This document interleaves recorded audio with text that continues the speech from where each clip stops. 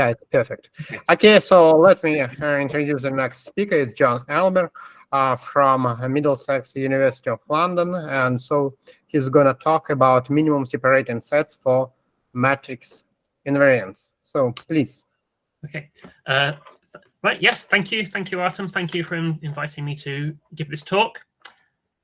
Yeah. So I'm going to talk about minimum separating sets for matrix invariants. And the starting point is the same starting point that almost everyone has been using today. So I will take the opportunity to just whiz through this. Okay. So throughout this talk, K is going to be an algebraically closed field. And I guess some of the things that I say will also apply when K is not algebraically closed, but not all of them. G is going to be a reductive linear algebraic group defined over that field K. Some of the things I say might be true even when G is not reductive, but not all of them. And V is going to be a K vector space with G acting linearly on that vector space. Some of the things I say may be true when V is simply an algebraic variety or some such thing, but again, not all of them. And we're going to be interested, as usual, as in the algebra of G-invariant polynomial functions from V to K.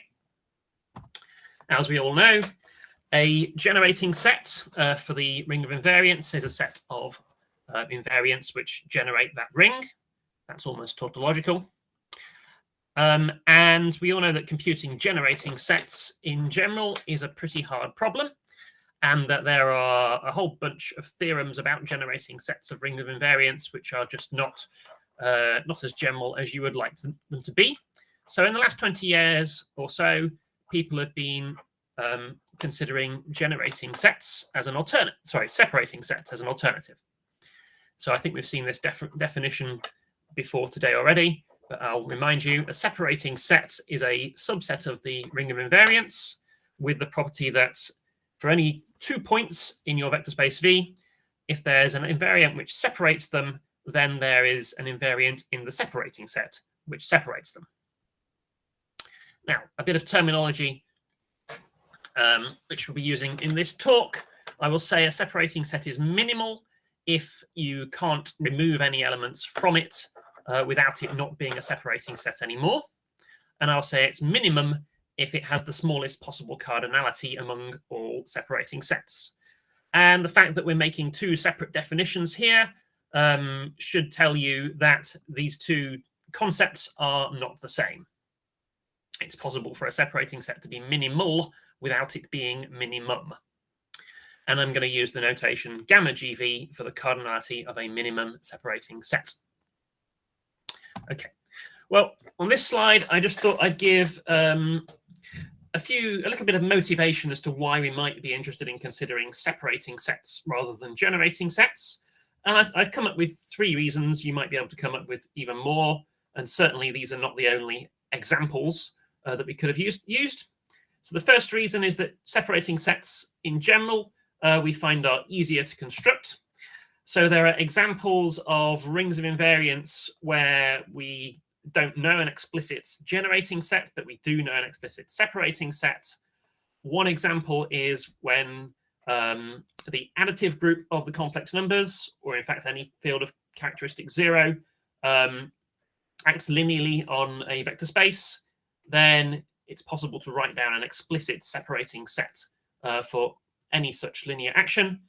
That's a result I was involved with about 10 years ago, but it's certainly not possible to write down in general an explicit generating set for that ring of invariants.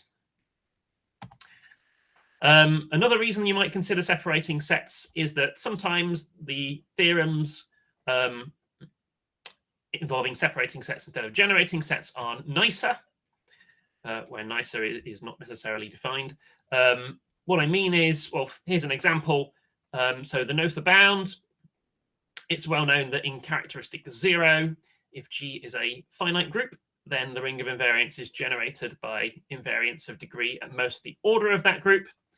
But that is no longer true if we allow the characteristic of K to divide the order of G.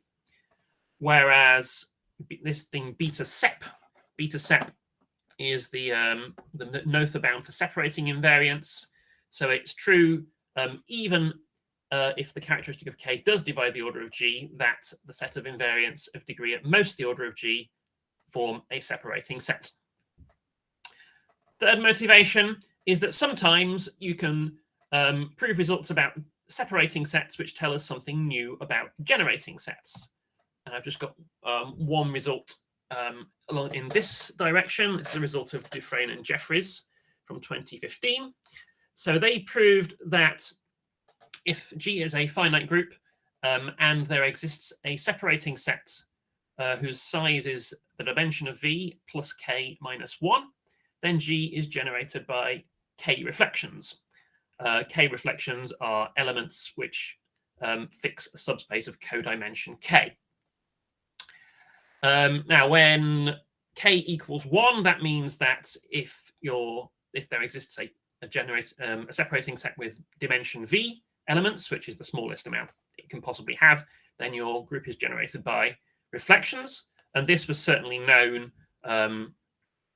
in the case of generating sets already, as was the case for K equals 2, right? If your ring of invariants is a hypersurface, it's generated by reflections. But I don't think that this was known for larger values of K, with separating replaced by generating, until it was proved for separating by Dufresne and Jeffries. Okay, so along those lines, I'm going to propose an ambitious conjecture. So it's a similar sort of result where we take a known result about generating sets, and we're going to try and prove a slightly stronger result which concerns separating sets. And the theorem I have in mind is this one, due to Skronowski and Weimann. And it says that if Q is a quiver, then Q has tame representation type if and only if the ring of semi-invariants associated to Q for a given dimension vector alpha has a generating set with at most the dimension of that ring of invariants plus 1 elements. In other words, if and only if it is either a polynomial ring or a hypersurface. So my conjecture is take that same result, replace the word generating by separating, and we get this. So I suggest that a quiver has tame representation type if and only if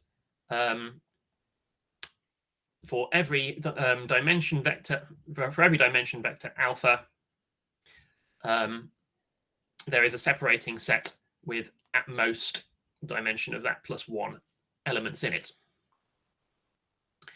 Now I'll mention at this point that the 1 implies 2 direction is certainly already known, right? Because generating sets are an example of separating sets. So because 1 implies 2 of Skronowski and Weimann is known, 1 implies 2 of this conjecture is known, but what we have to do is prove it in the other direction. 2 implies 1. So to prove this, we would have to show that every time Q has wild representation type, we have to show that it's not possible to find show that it's possible to find a dimension vector alpha such that there is no separating set with size at most 1 more than the dimension. And the state of play right now, it's really early days, but I've managed to prove this in 2 cases. Firstly, for the n loop quiver when n is at least 4, and then for the n chronica quiver when n is at least 5, and the 2 are very closely related. So the goal for the rest of the talk, I guess, is to give you an indication of why the first of those 2 statements is true. Why is this true for the n loop quiver when n is greater than or equal 4? Right. So the n loop quiver, the semi-invariants of the n loop quiver are simply matrix invariants. So this is going to be a special case of that conjecture, and this is a setup that we've seen a few times in the talk already. So K is going to be the complex numbers, G is going to be P by P invertible matrices, and that acts on the set of n tuples of P by P matrices by simultaneous conjugation. Right, and then so the special case of the conjecture would say that for all values of n greater than or equal to 2, right, because it turns out that the n loop quiver with 2 loops or more is wild, whereas the n loop quiver with only 1 loop is tame, we should be able to find a value of P, i.e. a size of matrix, for which the smallest possible separating set in the ring of matrix invariants has size strictly greater than the dimension of that ring of invariants plus 1. That's still a conjecture. That's still not something I've proved. What I have managed to prove is this. So if n is at least 4, then it is enough to take P equals 2. So the main result of today's talk will be about n tuples of 2 by 2 matrices and why you can't find a separating set with dimension less than the dimension of the ring of invariants plus 1 when n is greater than or equal 4. I strongly suspect that when n equals 3, it's enough to take P equals 3, and when n equals 4, it's enough to take P equals 2, but I haven't managed to prove those things yet.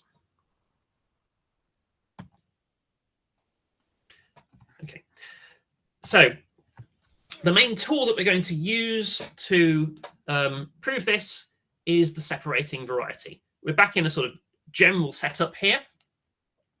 The separating in variety was introduced by Dirksen and Kemper, but the person who really exploited it, I think, to its full potential in terms of bounding the size of a separating set was Dufresne.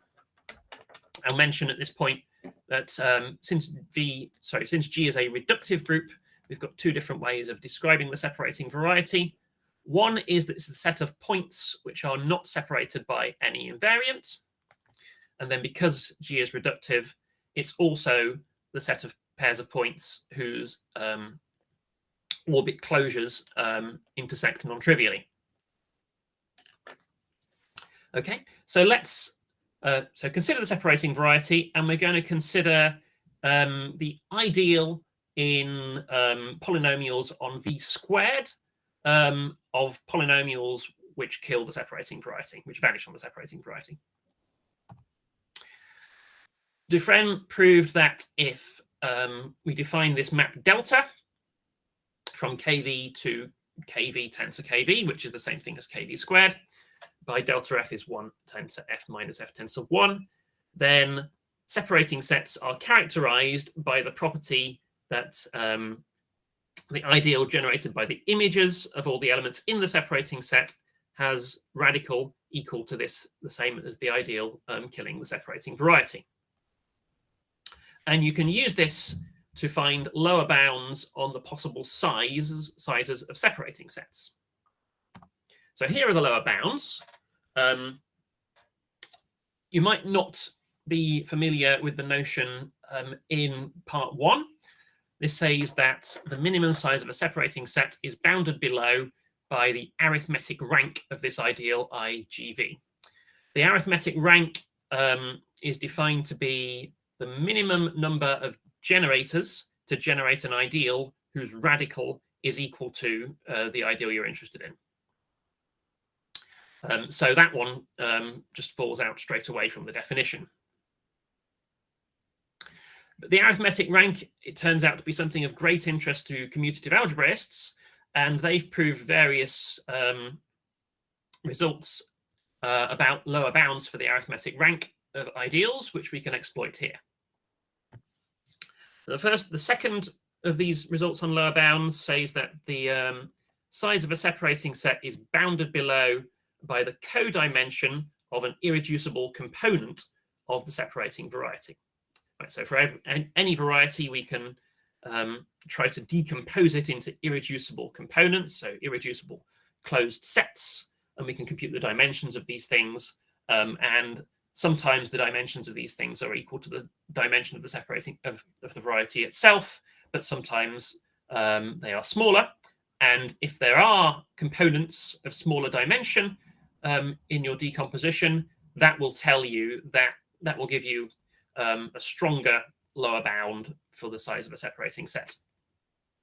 And then there's the third of these results, which tells us that the size of a separating set is bounded below by twice the dimension of v. That's the dimension of kv squared is another way of thinking of that, minus 1 minus cd of the separating variety. Here, cd is the connectivity dimension, and that's defined as the dimension of the smallest subvariety which you could remove with the result that you disconnect your variety. You make your variety disconnected. So we're going to try and exploit those three results in order to find a lower bound for the size of a separating set for the invariants of 2 by 2 matrices, of entiples of 2 by 2 matrices.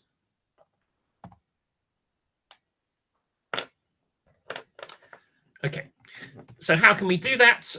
Well, on this slide, I'm going to talk about the decomposition of the separating variety for P by P matrices, entiples of P by P matrices. So we're going to let A be an entiple of P by P matrices. And what we would like to know is how can we tell whether a pair of such entiples of P by P matrices have orbit closures which intersect non-trivially. And a fair bit is known about this question. It requires us to make a few definitions. So first of all, a subspace of CP, right? All of your matrices act naturally on CP by left multiplication. And so that's called an A subspace if all of your matrices in your entiple map W into W, map that space into that space.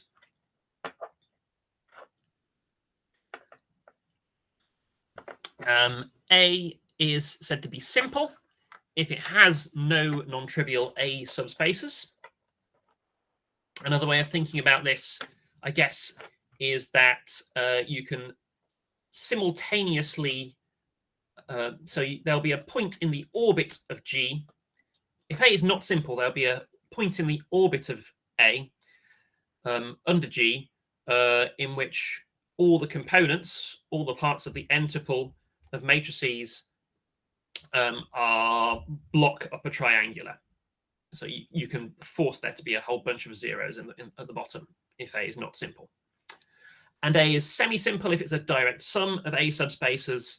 That means that there should be a point in the orbit, which is, so every point in the entiple is block diagonal. It's known that the orbit of an entiple is closed if and only if it is semi-simple, and that every orbit closure contains a unique closed semi-simple orbit.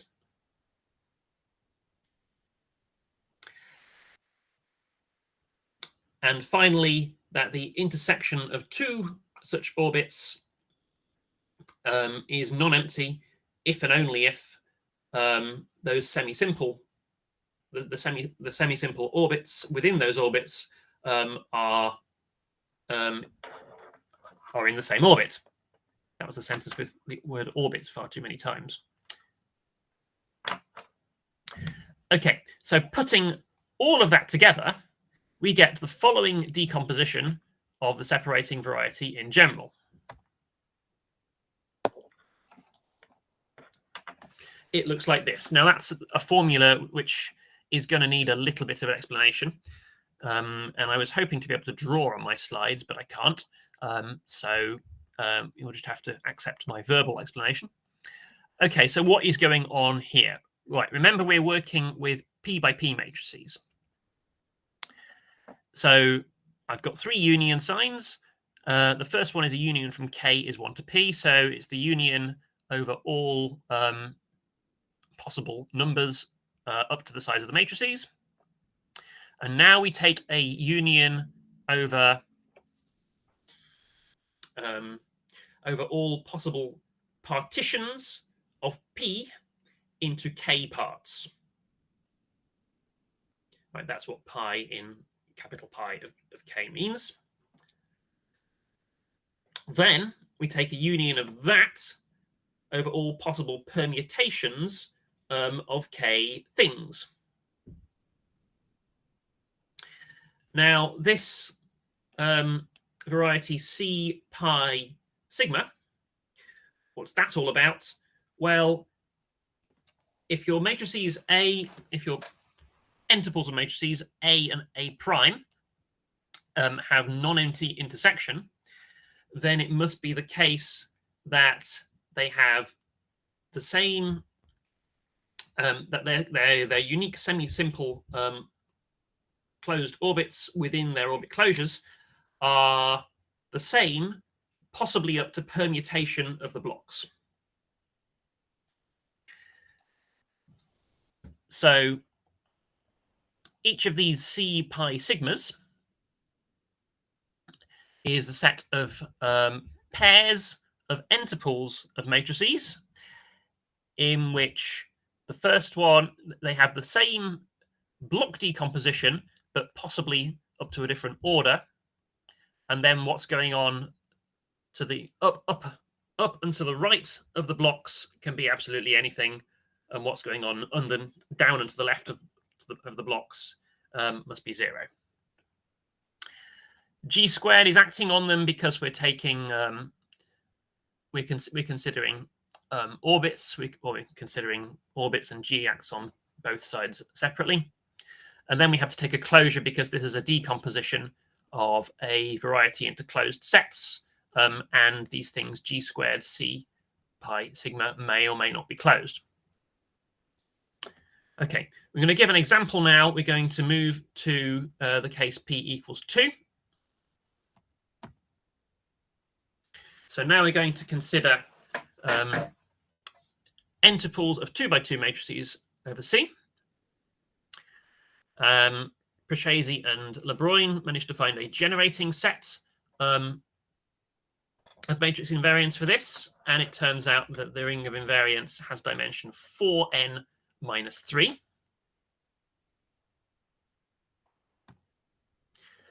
And the separating variety will now have the following decomposition. So if we look back at the previous slide at this formula,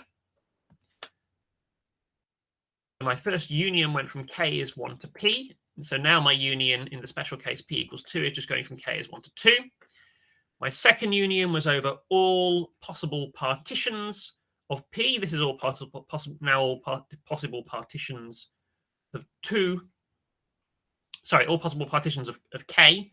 So we've got all possible partitions of 2 into 2 parts, and all possible partitions of 2 into 1 parts. And then my final union was over all possible permutations. So this one decomposes like so.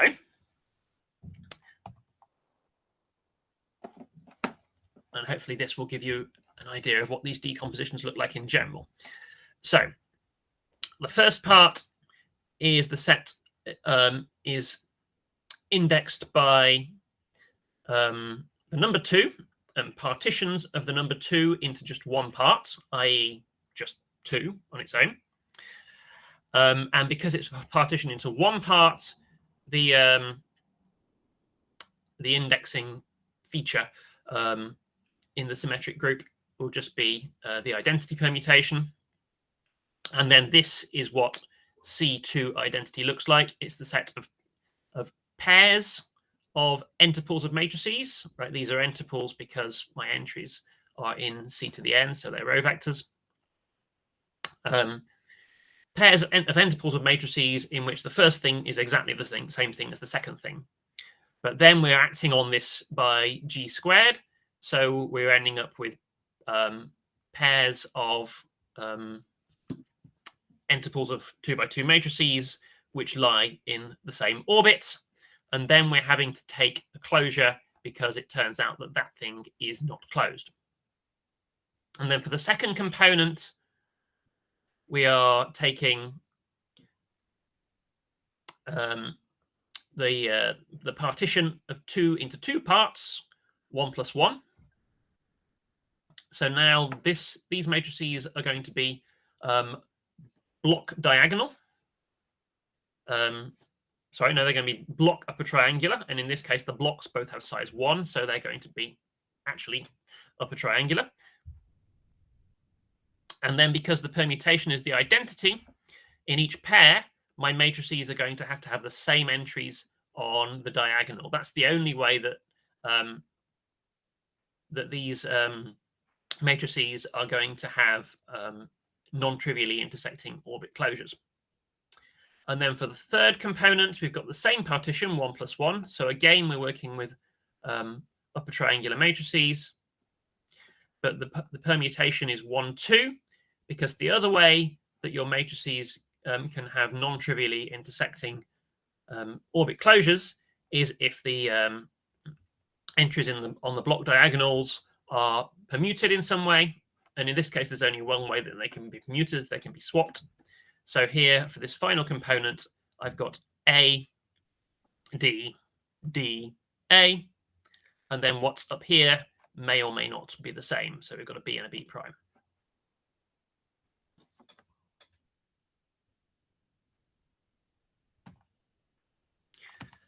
Okay, now here are some facts about this decomposition in the case when P equals 2. So it turns out that one of those components, g squared c1 plus 1, 1, 2, is actually contained inside the bigger component g squared c2 identity closure. So now the separating variety only has 2 components. We can compute the dimensions of those components. It turns out that the bigger component has dimension 4n plus 3, and the one remaining smaller one has dimension 4n plus 2.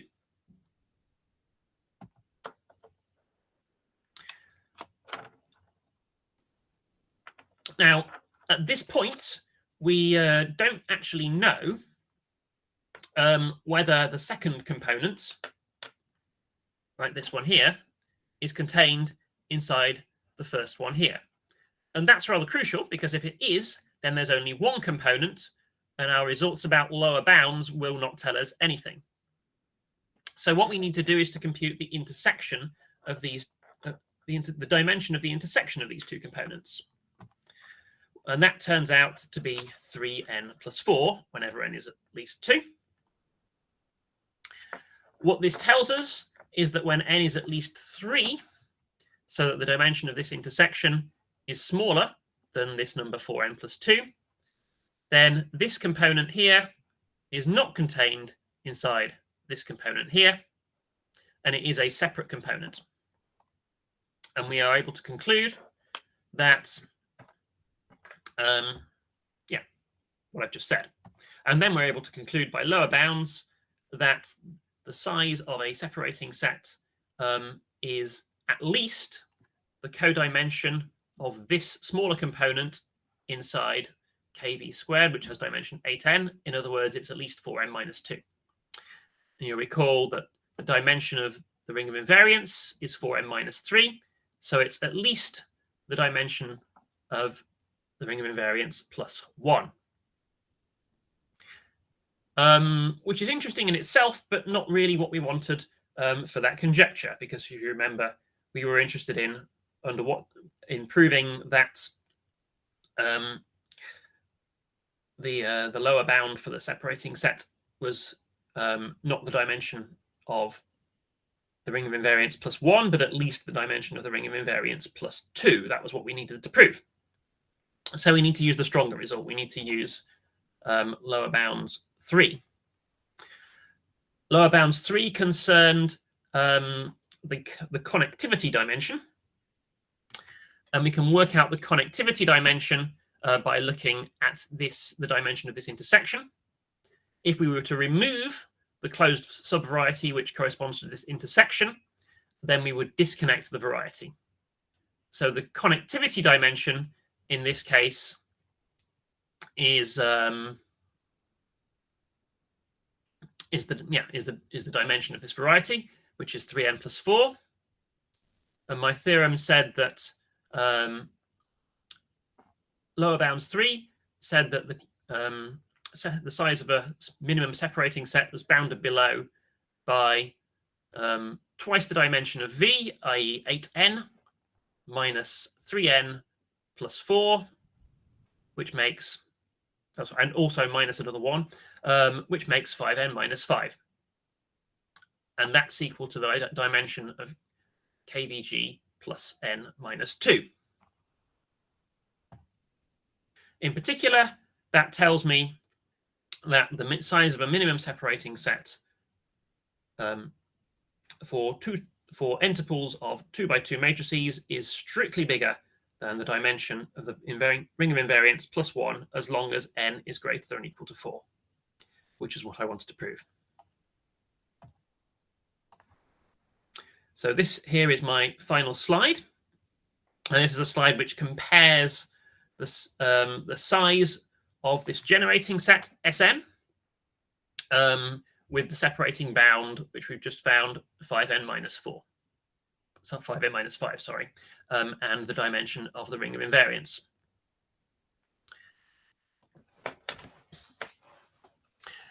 So what can we conclude from this?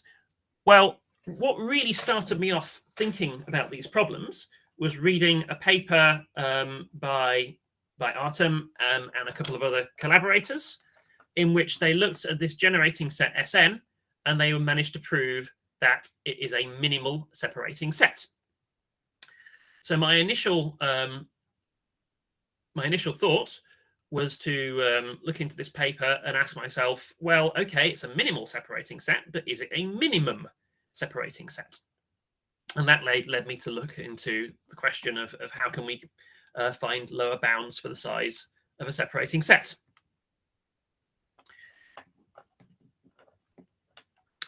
So now with this separating bound in hand, what can we learn? Well, we can learn that when n equals 3, this is indeed a minimum separating set.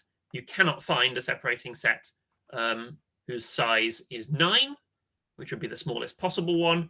10 really is a sharp lower bound. But for n greater than or equal to 4, this question is still open, right? And my theorem says that you can't find a separating set of size less than 15 when n equals 4. But the minimal separating set Sn, which is also a generating set, has size 18. So it might be possible to find a smaller one. And then the size of this separating set keeps on increasing. It's actually cubic in n, whereas the size of this separating bound is clearly linear and not very much bigger than the dimension. So in some sense, this result becomes weaker and weaker as n gets larger. I will mention separately that I did also manage to find slightly smaller separating sets when n is greater than or equal to 5. So when n equals 5 and when n equals 6. But the question of whether you can find a smaller one for n equals 4 remains open. And that is the end of my talk. Okay, thanks a lot. Thanks a lot for your talk. Are any questions or comments?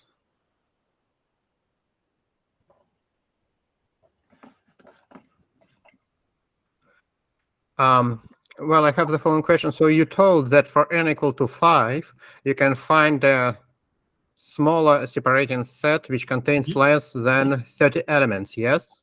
That's right, yes. Can this result be seen somewhere? I mean, is it part of one of your papers or it's not written? Yes, it is. It's in the first of the two papers that I quoted in the abstract for this talk.